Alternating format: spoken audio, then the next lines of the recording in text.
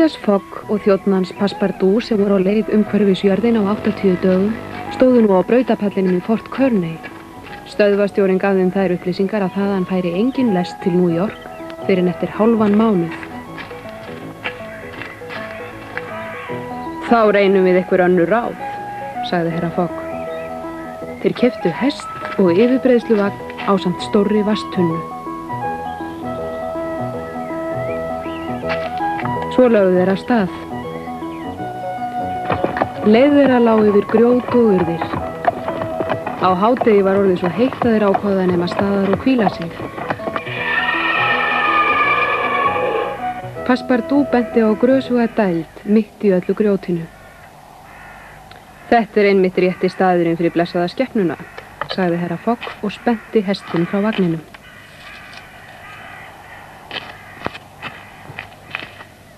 Passepartout skorðaði eitt af hjólunum með steini svo vagnin rynni ekki af stað.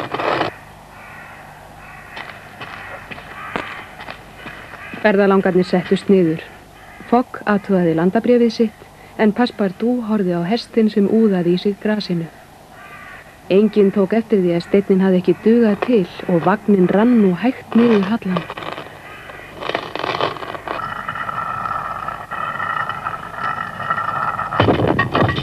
Það var ekki fyrir en vagnin lenti á kletti að þeim var ljóst hvað gerst hafði. Vatnið okkar, hrópaði Fogg. Vatnstunnan var á leiðinni við þverrnýttan klettin. Hún stöðvaðist loks á stórum steini, en það hafði losnað tappan svo að vatnið dýrmæta rann niður í sandinn.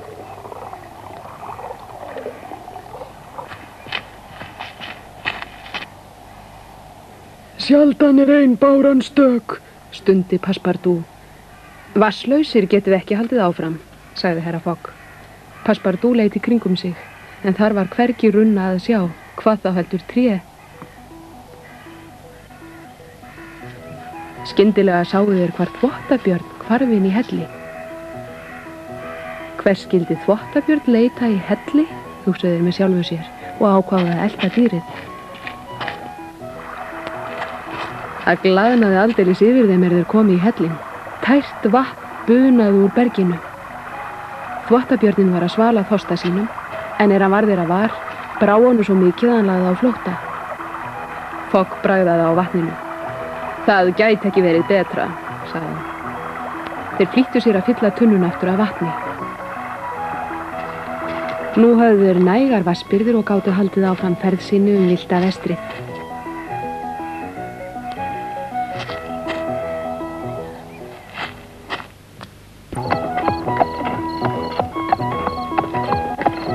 Kvöldaði, tóku þeir að svipast eftir heppilegum næturstað.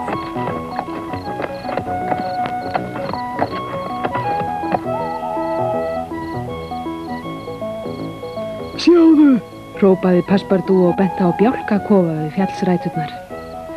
Hann að vísu ekki jafn góður á hótel, sagði Fogg, en það að minnstakosti þak á honum. Fogg barði kurteisislega að dyrum. Ef þú átt enga peninga skaltu sleppa því að koma inn, svaraði einhver hásum rómi, svo að hurðinni hrundið upp og tötralegu maður birtist á þröskuldinum.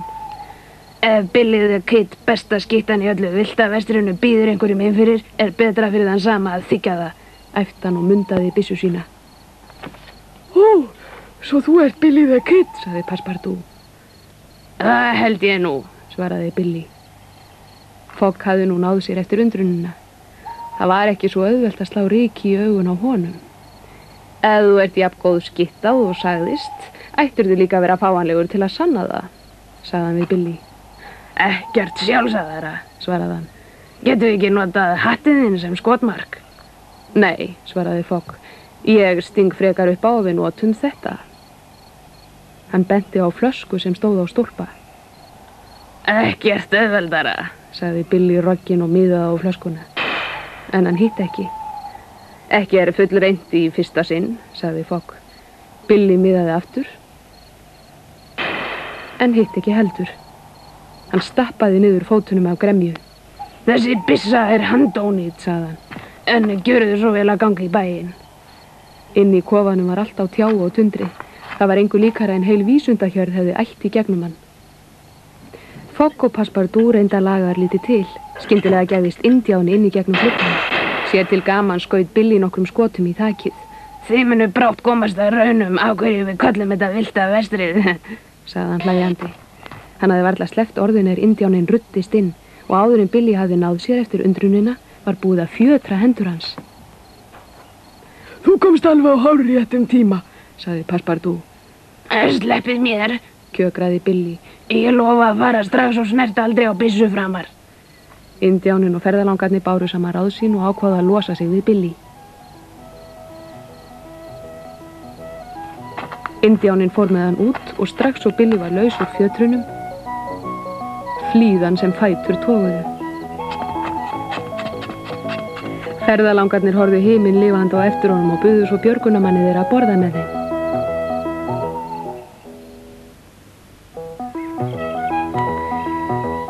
Þeir vöknuðu snemma næsta morgun. Vinur þeirra Indjáninn sem kallaði var Haukur Einfari var enn í fasta svefni.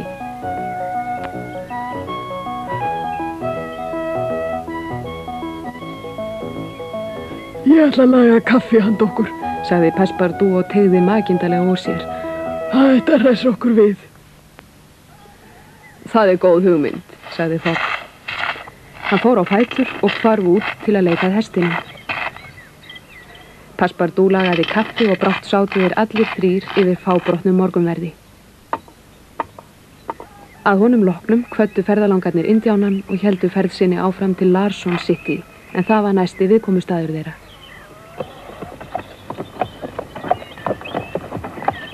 Vegurinn yfir sléttuna var grýttur og örðugur yfirferðar.